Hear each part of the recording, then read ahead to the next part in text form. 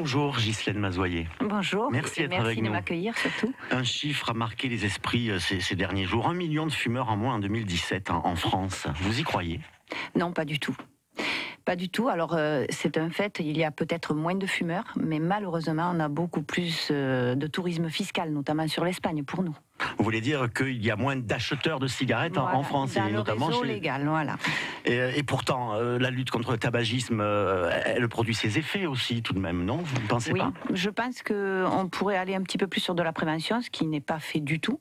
On augmente les prix de manière inconsidérée, mais je le dis toujours, et c'est vrai que je me répète, mais tant qu'on n'aura pas une harmonisation des prix, vous allez en Espagne, pour le prix d'un paquet chez nous, vous en avez 2 en Espagne, c'est simple. Voilà. Vous, ici, dans le Gard, chez les buralistes gardois, ça se sent vraiment, cette concurrence, entre guillemets, oui, on espagnole? le ressent. Et même nos clients nous le disent. Nos clients nous disent, tu sais, là, pendant les ponts du mois de mai, j'en ai profité, je suis allée en Espagne, je suis désolée, je t'aime bien, mais bon, voilà, le prix fait que... 10 € en 2020, ça c'est une échéance que vous redoutez encore plus? On la redoute, oui. Et là, c'est tous les buralistes nationaux qui redoutent cette échéance. Ce 2020, c'est ce que le président Macron avait dit lors de sa présentation de candidature. Mais il avait dit aussi en parallèle qu'il allait travailler à une harmonisation des prix. Cette harmonisation des prix, on ne la voit pas arriver. On est à l'aube de 2020 et à mon avis, on n'y arrivera pas. C'est moitié moins cher en Espagne. C'est ça. Est-ce que vous ne baissez pas les bras? 100 bureaux de tabac ont fermé ces 15 dernières années dans le seul département du Gard, selon vos propres chiffres. Est-ce que tout simplement les buralistes, en plus de fermer leurs rideaux, ne baissent pas les bras face à cette situation? Alors, ce qu'il faut qu'on essaie aujourd'hui, c'est peut-être de se moderniser. Ça, c'est important, et c'est pour ça qu'il y a un fonds de transformation qui a été créé, donc que le gouvernement a mis en place, qu'on va pouvoir utiliser sur le second semestre de cette année, pour aider les buralistes, peut-être sur une mutation, je dirais plutôt sur une modernisation de nos établissements et survendre d'autres produits. On sait aujourd'hui que la cigarette électronique, le système électronique de vapotage, puisqu'il faut le dire comme ça, est quelque chose qui est tendance et qui aide au sevrage tabagique. Donc il faut nous aider dans ce sens-là à pouvoir proposer ces produits-là. Vous voudriez être peut-être même les seuls à les vendre, comme c'est le cas pour les cigarettes avec le monopole? En Italie, je sais que ça va se faire ou c'est en cours de se faire. Je ne sais pas si chez nous ça arrivera, cette situation-là, je ne peux pas le dire. Ce qu'il faut, c'est que nous aussi, on puisse proposer ces produits et qu'on s'y mette vraiment. Voilà, qu'on n'ait pas une petite vitrine dans notre établissement, mais il faut vraiment qu'on aille sur cette transformation de la profession, et c'est très important.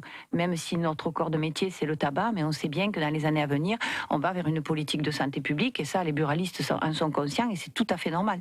C'est la Française des Jeux, la FDJ, qui pourrait vous sauver éventuellement? Alors, sauver, c'est un grand mot, mais la FDJ a fait des efforts sur notre rémunération pour l'année à venir, donc on va avoir un petit complément de rémunération sur les jeux, sur les tirages aussi, et on va travailler de cette façon-là pour essayer, on va dire, de nous apporter un petit plus. Et l'État, de son côté, certains d'entre vous disent ils nous laissent tomber, ils en ont rien à faire de notre situation, la situation des buralistes. Pourtant, donc, vous avez signé des accords, il y a un fonds qui a été créé. Oui. Ce fonds, comment peut-on l'obtenir? Qu'est-ce qui se passe concrètement? Alors, ce fonds de transformation, on y travaille. Bon, il y a eu des avancées, on va avoir une compensation de rémunération pour ceux qui ont plus de 15% de perte de leur chiffre d'affaires. Donc ça va se faire tous les trimestres, une étude qui va être faite avec des douanes, et il y aura une compensation de 0,8% de la perte pour les débits de tabac qui auront perdu depuis le mois de mars. Mais ce fonds de transformation, on est en train de l'étudier, et justement ces réunions qui sont faites dans toutes les villes, c'est pour voir avec des buralistes ce qu'on peut apporter à la profession pour l'aider. Donc c'est les buralistes mêmes qui vont pouvoir s'exprimer et nous dire voilà, nous on voudrait ça. Donc il y a 20 millions d'euros par an qui vont être attribués à la profession pour aider les débitants, on va dire, à se moderniser ou à peut-être créer un espace cigarette électronique, des choses qu'ils ne pouvaient pas faire avant. Donc ça va être une aide matérielle. Il y a de moins en moins de bureaux de tabac dans la région. On en parle ce matin avec l'invité de Jérôme Plédis, c'est Ghislaine Mazoyer, présidente de la Chambre syndicale des buralistes gardois. Dans certaines communes, le buraliste est le dernier commerce de proximité. Il n'y a pas une voie aussi de développement en ce qui concerne le service, tout simplement, aux personnes. Je pense aux colis, aux services bancaires aussi, par exemple. Donc chez nous, on a développé le compte Nickel. Le compte Nickel, c'est aujourd'hui 900 000 comptes ouverts. Donc c'est vrai que c'est intéressant en zone rurale. Moi-même qui suis sur un village, eh bien, j'ai pu rendre service à des clients qui peuvent faire des retraits d'argent, des dépôts d'argent chez nous. Les relais colis, on fait pratiquement tous le dépôt relais colis. Beaucoup de buralistes aujourd'hui en zone très rurale font dépôt de pain, alimentation. Ils se sont diversifiés puisque souvent ils sont le dernier commerce, le dernier maillon du village. Et ça c'est important parce que dans un village, s'il n'y a plus de commerce, il n'y a plus de vie non plus. Débit de boisson sont également, parce que là aussi c'est un lieu de vie dans le village, et ils disparaissent social, aussi, parce qu'il y a la lutte contre l'alcoolisme dans le même temps. Oui, c'est ce qui est dommage aussi, parce que c'est vrai que les clients aiment à se retrouver, et puis bon, quand il reste plus que ça, où est-ce qu'on va après, voilà.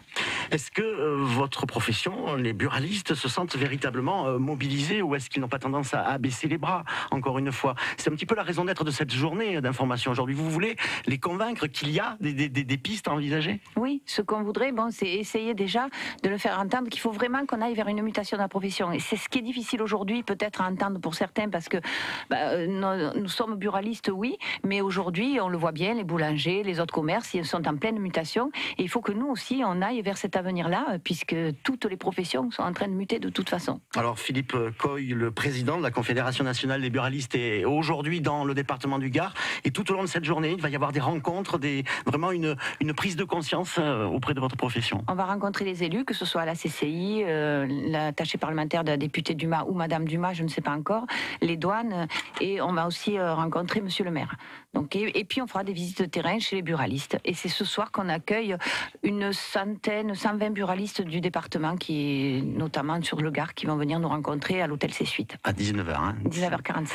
Merci beaucoup, Ghislaine Bazoyer, pour bon courage pour la suite de votre mobilisation, pour l'avenir donc des buralistes dans le Gard et dans toute la France. Très bonne journée à vous. Merci. Je rappelle que vous êtes la présidente de la Chambre syndicale des buralistes du Gard.